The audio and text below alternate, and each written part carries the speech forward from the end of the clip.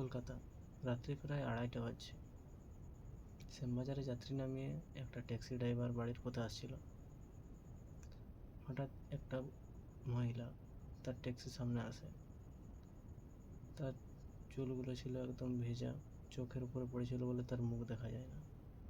সে হাত দেখিয়ে ট্যাক্সি থামালো আর বলল, দাদা নিমতলা যাবেন?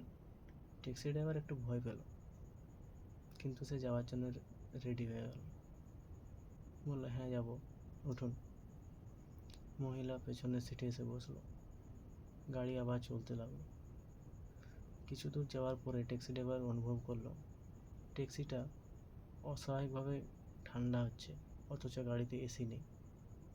তারপর সে সাইড মিররে যখন দেখলো ভেতরে সেই মহিলার দিকে, দেখলো যে মহিলাটি মাথা নিচু করে বসে আছে। তারপর সেই ট্যাক্সি ড্রাইভার হঠাৎ খেয়াল করলো তার পাগুলো উল্টো দিকে বাঁকা।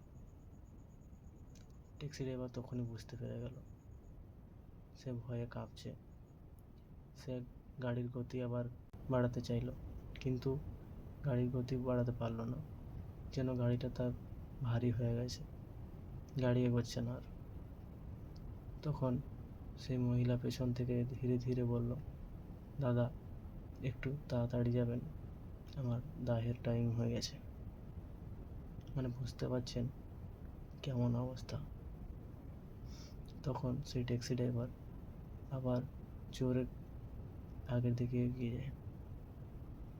যেতে যেতে নিমতলার সামনে এসে দাঁড়ায় এবং দরজা খুলে কোনোরকমভাবে পালিয়ে যায়। তারপর সকালবেলায় সেই ড্রাইভারকে পাশের লোকজন, প্রতিবেশীরা অজ্ঞান অবস্থায় সেখান থেকে ফিরে পায়।